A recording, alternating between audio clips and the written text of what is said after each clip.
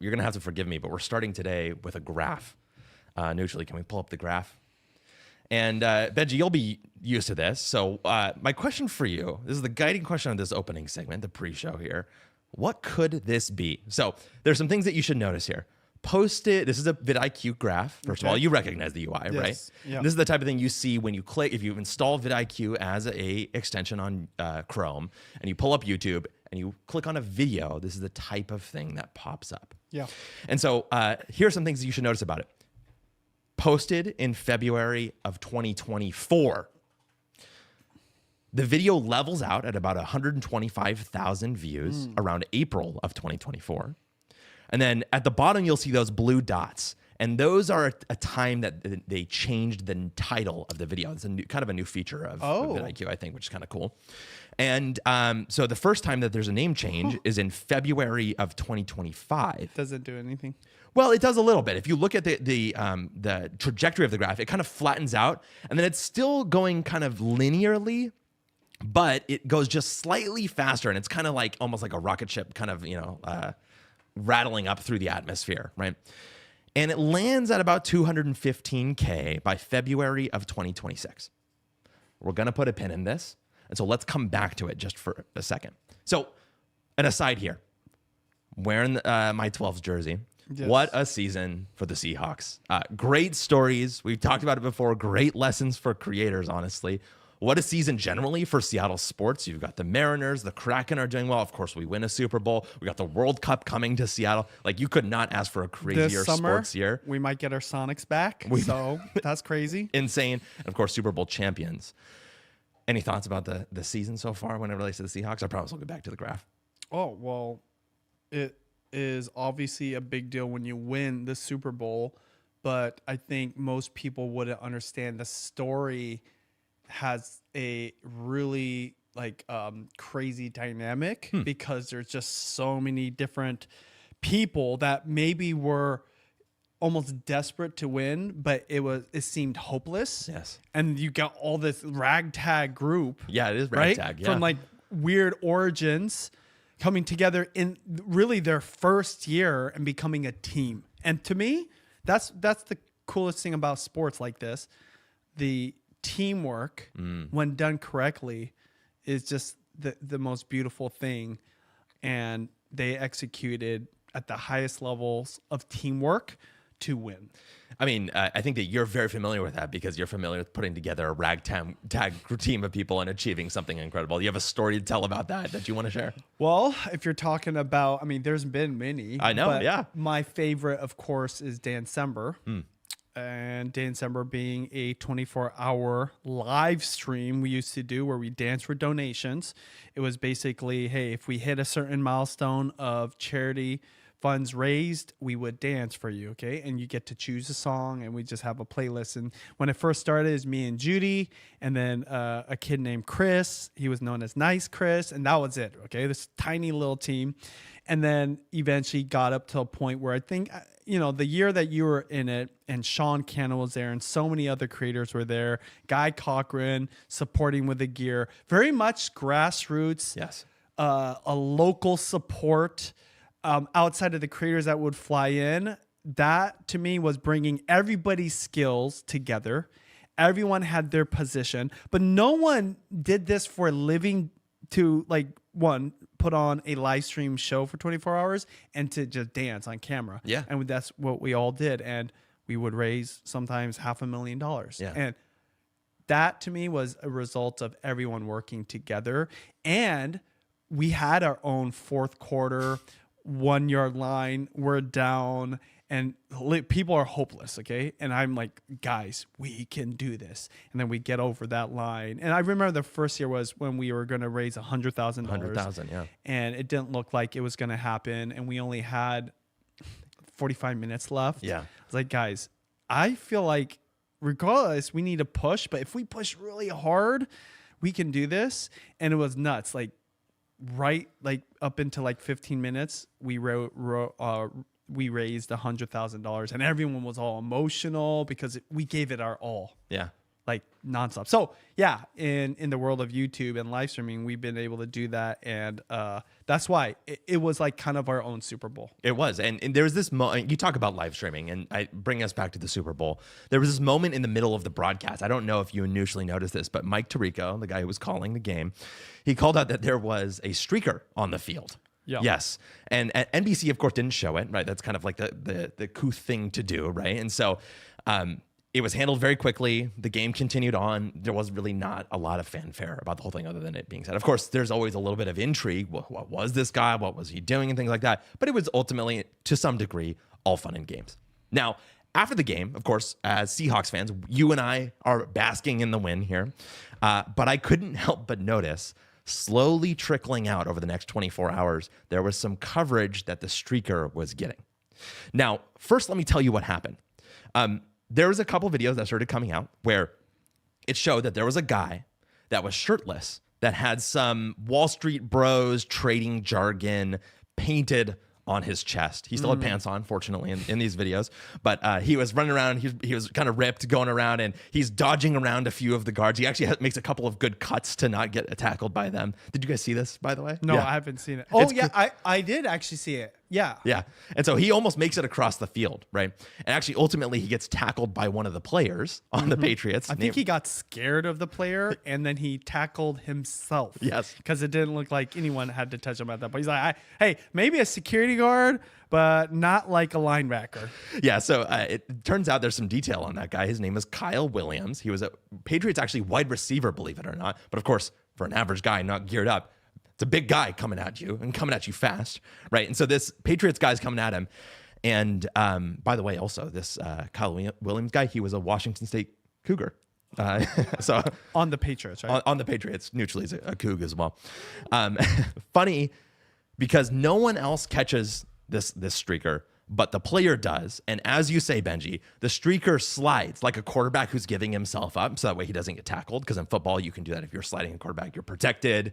There's everything like that. But there's a rule in the NFL that if a player falls, like a slide in this scenario, they still need to be touched down by the opposing team in order to be considered a tackle. And so players are generally coached to touch down to players, just like to put their hand on them, basically, to ensure that the play stops. And so if you watch this video closely, you see the streaker slide, and Kyle Williams goes up and he instinctively just touches him down as if he's tackling, which just cracked me up the whole time. And of course, the stinger of the whole thing was that the streaker got more yards than the Patriots to that point in the game. So that was my little bit there. I've gotten more, but any thoughts so far?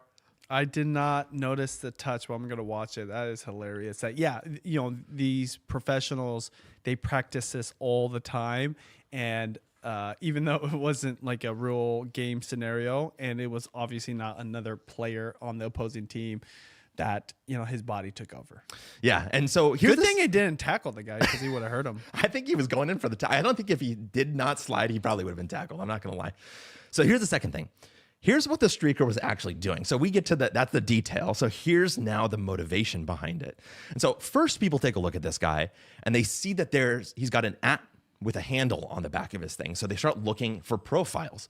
And so people type it in, and they find out that he's this day trader, like a Wall Street day trader, and his name is Alex Gonzalez. And so his backstory is that in 2022, he was working at Dunkin' Donuts, and he started day trading and eventually became a millionaire, like within a couple of years, basically.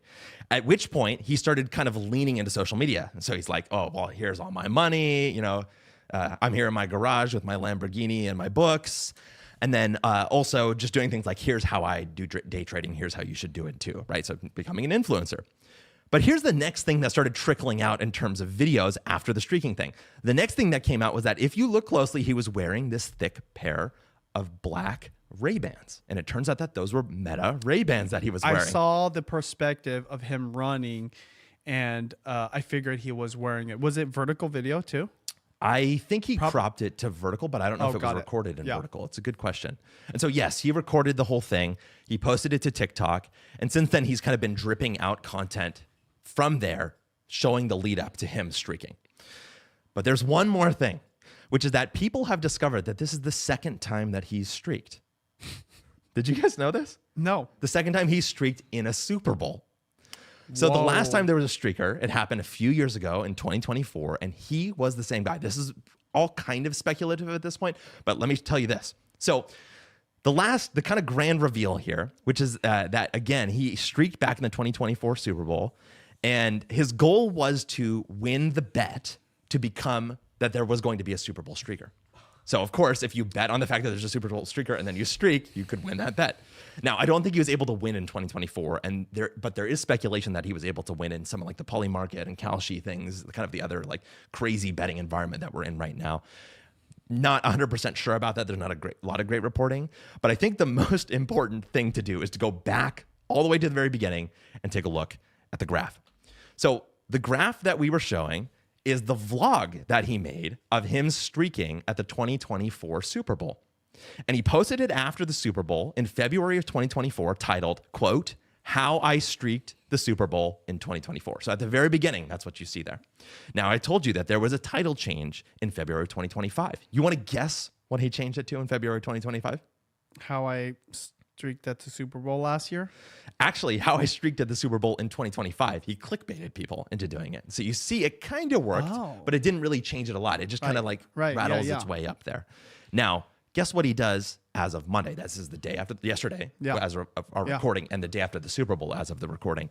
He changes it back to how I streaked at the Super Bowl in 2024. And if you look at the graph one more time, Monday, February 9th, 2026, you can see it taking off again. Because they know that he streaked in that Super Bowl in 2024, and they want to see what he did last time. Yeah, I think that there's a few lessons here, and I agree with you 100%, which is that, number one, name changes do work on YouTube. They make like title changes on YouTube affect the trajectory of videos, which is, of course, makes a lot of sense. But sometimes people say it's a bad thing. Sometimes people say it's a good thing. I think this is clear evidence that, guess what? They have some effect, and if a video is underperforming, it's worth changing the title. But even the clickbait title worked and accelerated the view count, which I found fascinating, although I do think that that's generally in bad taste, as is, I think, a lot of the actions that he took in this story, just my opinion, personally. But I think even more interesting is that the authentic title that he chose in the end, that he changed just the other day, after he did it a second time, is performing better because, A, it's interesting that he did it twice, and people are latching on to the fact that he did it twice. So the fact that he did it back in 2024 is something that people are clicking on now. Number two, he's getting coverage for it. So he wants to align himself with the coverage so he can hack sort of the links that he's getting clicked on. And then the last thing, and I think this is the most important, is that it's actually authentic. And so there's a real truth to it. And the fact that he's now done this thing twice adds an interesting layer of mystique to the thing that gets it even more views. And so that's the story of the 2026 Super Bowl streaker at our Seahawks Super Bowl and how it relates to YouTube. Get the year right. You know, it does actually make me think of my live streams. Not trying to give myself credit, but, you know, I walked in here, we just did a live stream, and every week it's performing better and better. Well, what is one of the biggest differences in the lot? Like, as the time goes on, our packaging is better. We're 100%. taking it way more seriously. Now, funny enough, the title, we're keeping it basic because we want to create a show kind of feel. So they know when they see this title format, which is I'm cooking something for my family, that's always like a live stream that I'm doing. But even today I was giving Neutrally some crap because I don't know why, but he decided to take a picture of the food that he ate. Not the best picture. I was like, yo, we need to do it. And so like, I'm like about to leave the house. I'm like, honey, just take a picture. And it was a whole thing with my kids. Judy's like, what angle? It keeps zooming. That's actually our best thumbnail. Really? I'm telling you, that is the best thumbnail I've done for live stream, and even one of the better ones just for thing. I actually agree that packaging will help change the trajectory. And that's why ultimately it's like, you know, like, you could have the most best tasting food, but if it doesn't look good, no one's even going to want to eat it. Totally. On YouTube, you could have the best video, but if no one is curious about clicking it, no one will ever watch it. 100%. So not just packaging, but packaging is way more important than you think. And if it's not working sometimes, I 100% will change a title. I have done that. I used to never do that.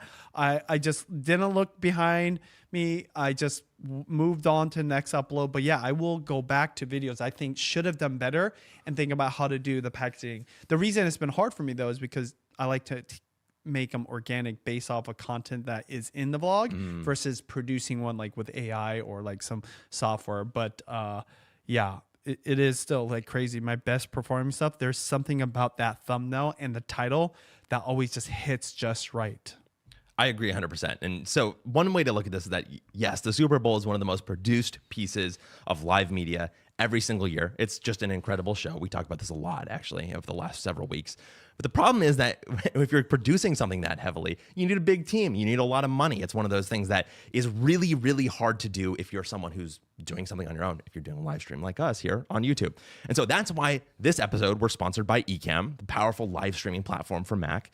And today I wanted to talk about something that's related to that idea of getting less complex. In fact, one of the things Ecamm told us is that you don't need more gear. You need a better system. And so, Benji, as someone who is doing these live broadcasts every single week, sometimes multiple times a week, you've done them 2-3 days in a row, and now you're going again here and doing a second broadcast in the same day. What is it about the simplicity and the way that you've made your system better that Ecamm has enabled? Well, first off, we used to have tons of gear and, lighting, sound devices, and crazy cameras. So we did that because that was kind of necessary for that old setup to put on a professional live stream. Now, a lot of our live stream is based off of the tech and the bells and whistles of the software. So that has no weight to it, no physical kind of like manifestation. It's all done on the laptop. So at that point, all you need is something to shoot videos. And I think, to be fair, DJI Osmo Pocket 3s enable that too. That's right? very We didn't true. have that 6 years ago. They had it, but it didn't have the same capabilities. So Ecamm has just made it so that we could really tone down the needs of the gear, and then also it's just really easy to use. And then also we just go an extra step where we do it all remote, so that I don't have to have somebody in there. Because I used to have a producer inside of my kitchen running it, and then sometimes another cameraman, and sometimes it's a second cameraman, and now nobody. And usually who's running this show can run it all through the Ecamm software, and it makes it easy. But they bring in professional grade tools for like a consumer level software in terms of usability, ease of use, and speed. Yeah, I mean, the way that they put it is that even with a simple setup, you can get a professional level workflow, and I agree 100%. And so if you want to see how it works for yourself, you can start by getting a free trial at the link in the show notes and use code BenjiTV15 for 15% off your first month. Again, you can go to the link in the show notes, start the trial, and use code BenjiTV15 for 15% off your first month. Thank you so much to Ecamm for sponsoring our show.